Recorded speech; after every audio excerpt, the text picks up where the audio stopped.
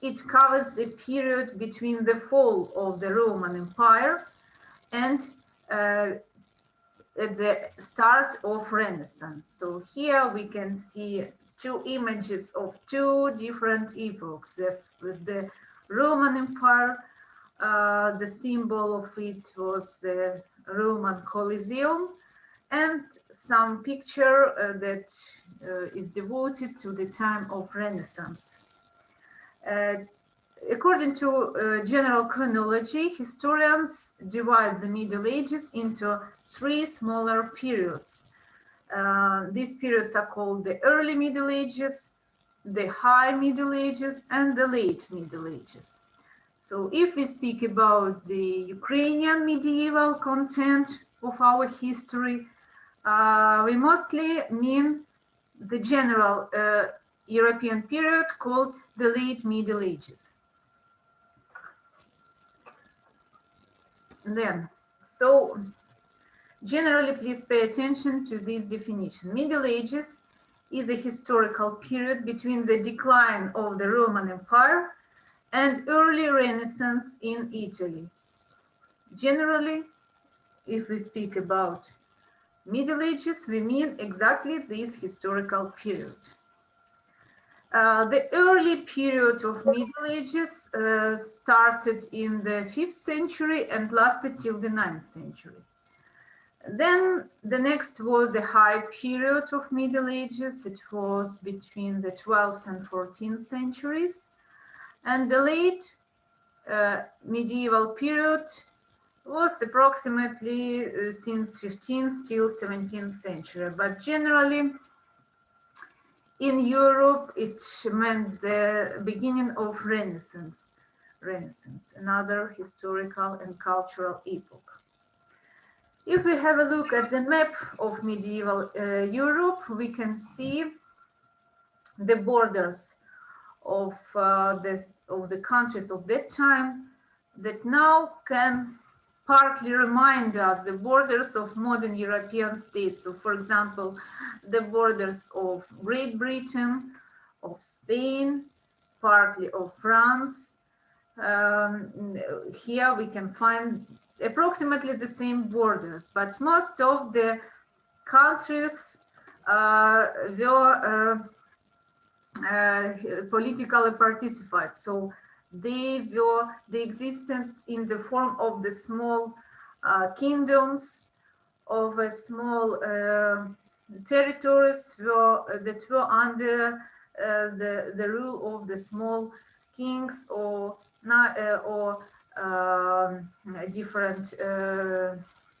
different rulers, and generally this social and state organization reminds us the feudal system.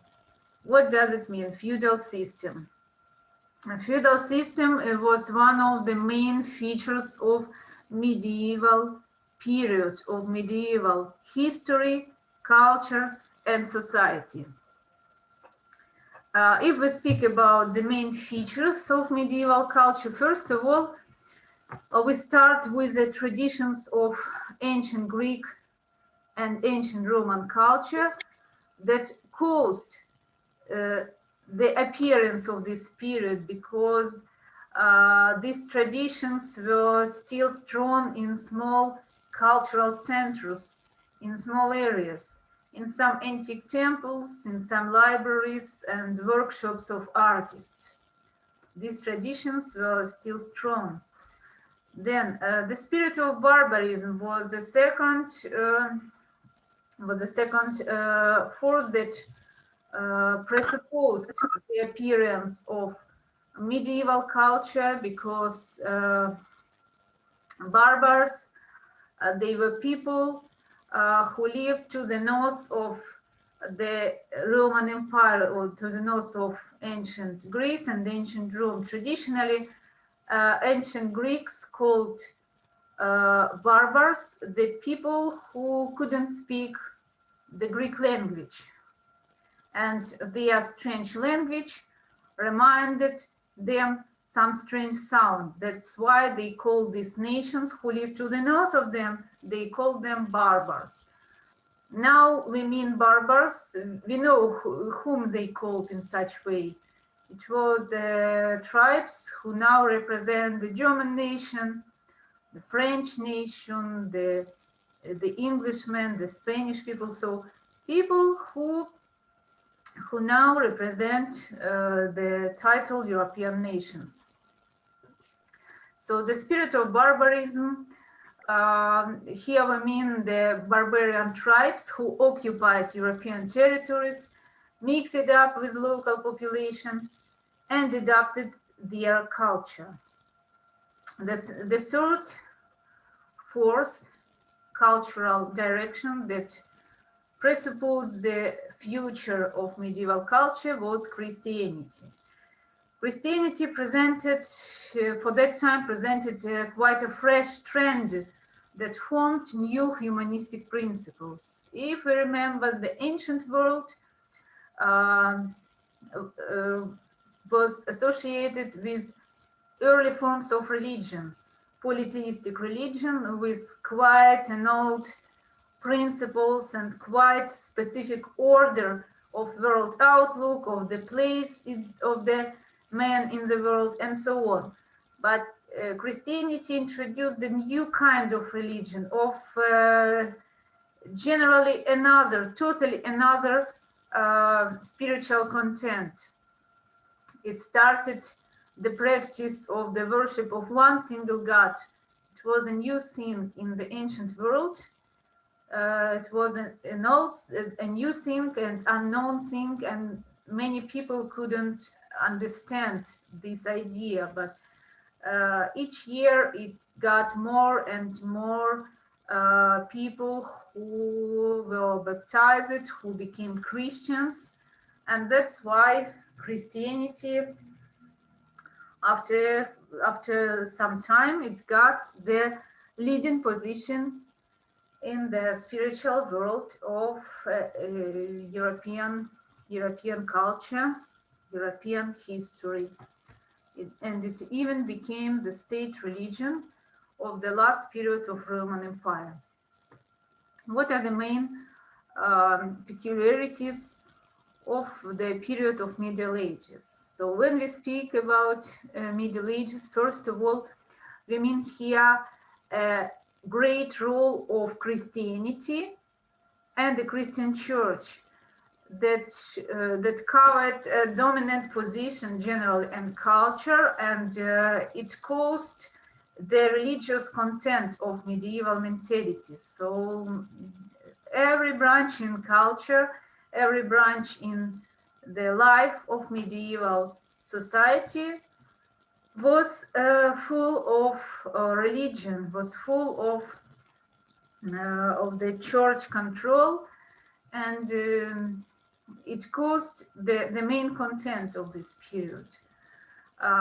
Medieval society incorporated both Latin tradition and German law systems. So if we speak about judicial content of the epoch, we mean here two main ideas that that built this system. It was built on the Latin norms, the norms of the Roman Empire, and a new German law system.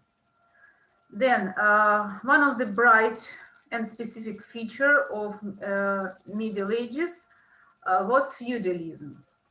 Feudalism, it was a political, social, economical way of organization in Europe.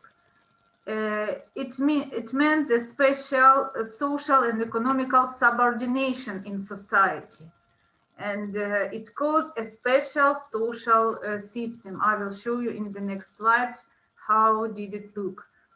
So it was a system that was based in agricultural production, and it caused the social position in the society. It caused the political system, even the political system, political organization of the countries in Europe. was based on feudal principles. So if we have a look at the structure of medieval society, we can see that on the top of this social pyramid was a great feudal king. And under this top was the group of vassals to king. They were called lords. So some big feudals who had a very huge private property, and they were personally subordinated to a king. Under this social group was a group of knights, and this group they were vassals to lords, so they were personally subordinated to lords. They also had the private property, but this private property they got for their service in army. So they took part in very numerous medieval wars, and for this participation, for their protection of the lords' lands, they got also some small lands with the people who lived on these lands. So logically, we can see the lower group of the feudal of medieval society. Generally, they were called peasants or serfs, and these people were some kind of private property of small vassals who were subordinated to lords. So that was the main principle, the main logic of the structure of medieval society. And main principle was feudalism. So feudal subordination of the lower groups to the higher groups of society. And this society was functioning and existed during the whole time of Middle Ages. It started to change somehow and to destroy partly just in the time of Renaissance. But generally, these principles of feudalism were so strong that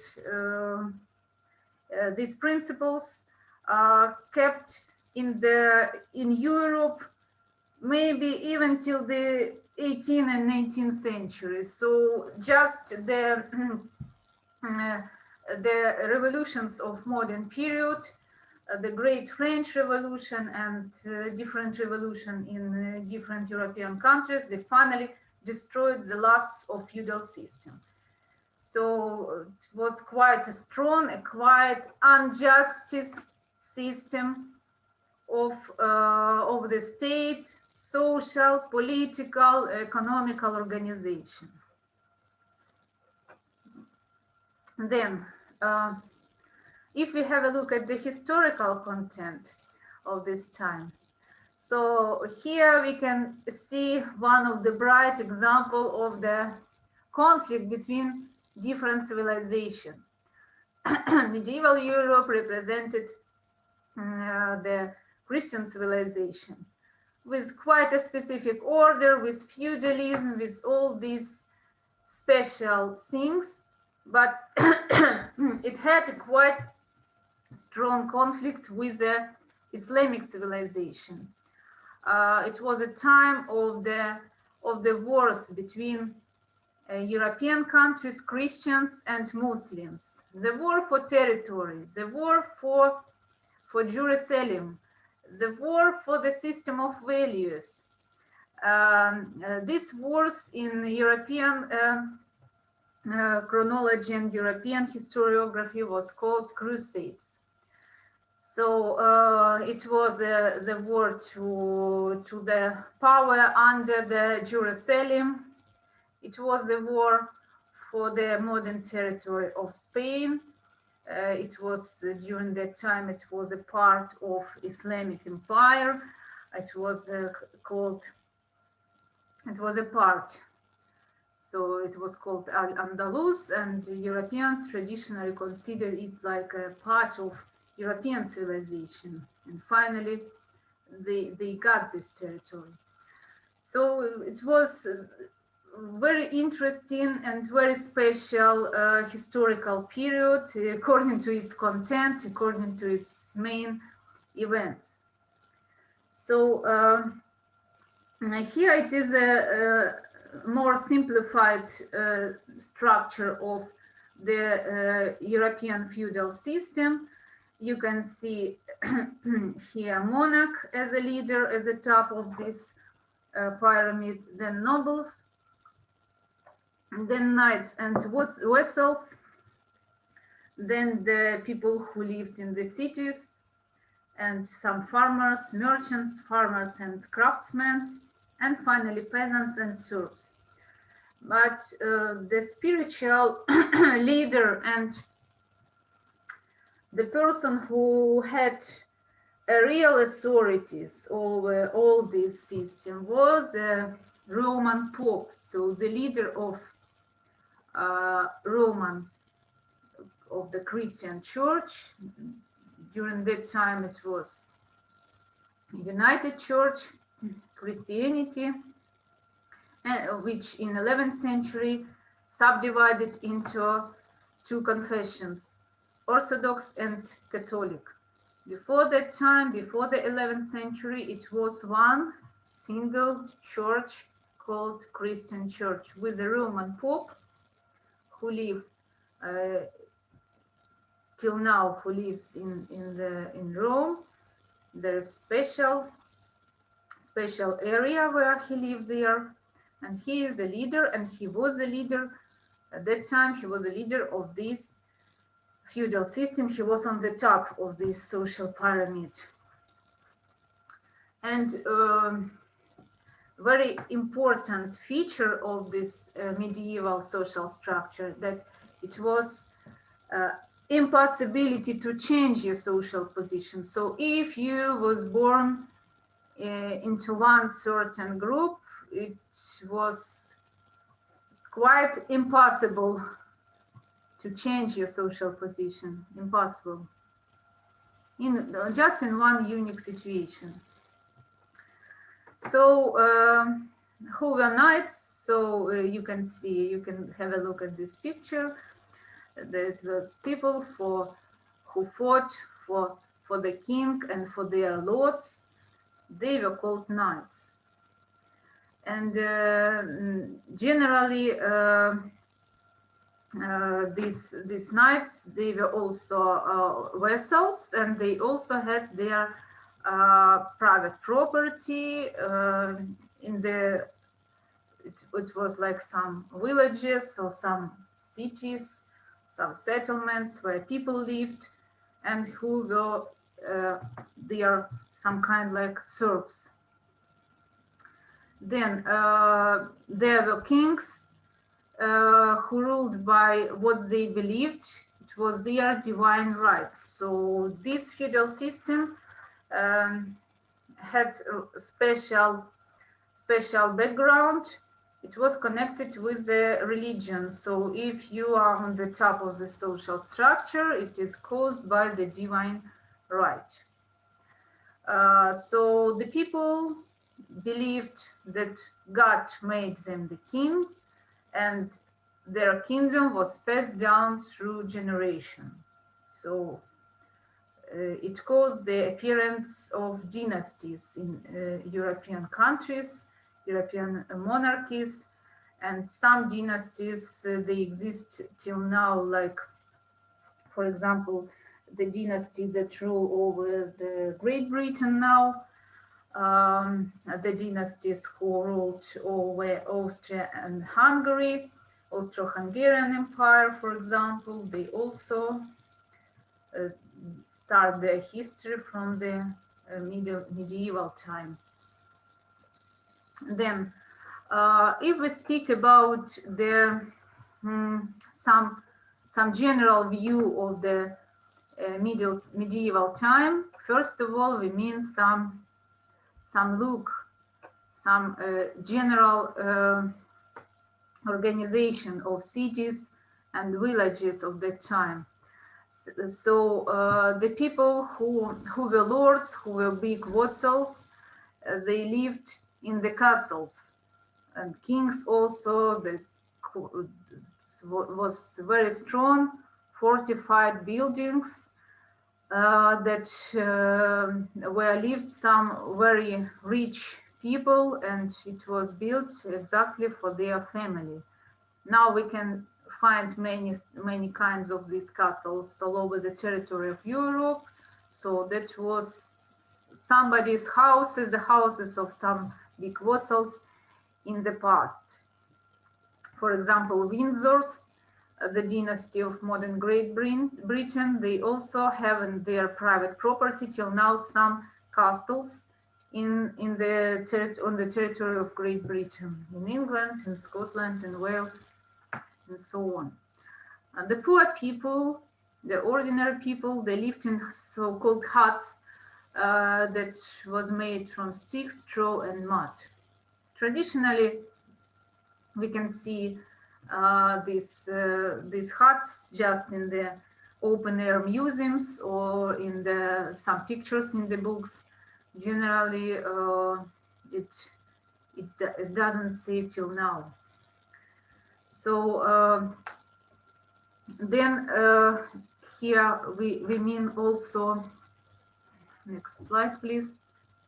Here we mean some general division of architecture of the medieval times. So first of all, we mean here two styles, Romanesque style and Gothic style. So the most of the building of that time were built according to the tradition of this architecture style. Romanesque style presented a combination of features of Western, Roman, and Byzantine buildings, famous for massive quality, thick walls, round arcs, and large towers.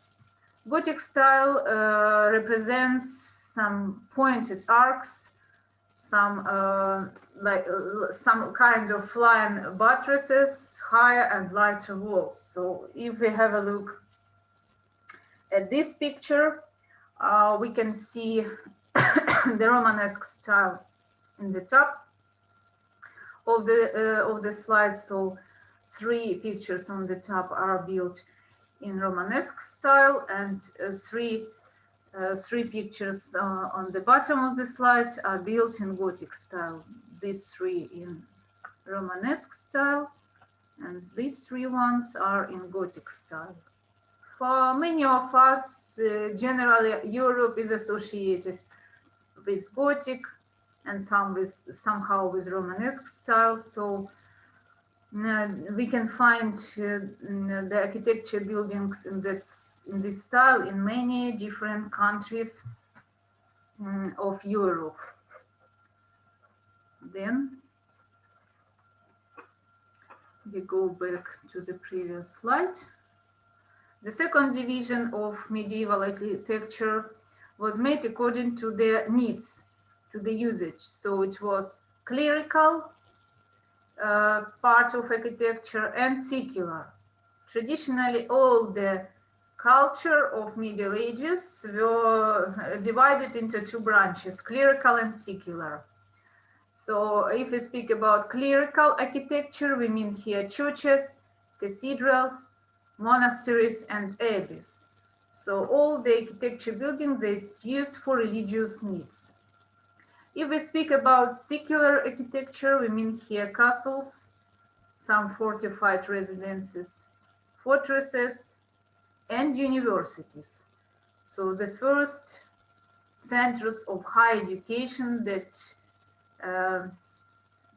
started their history, it was connected to the medieval Europe.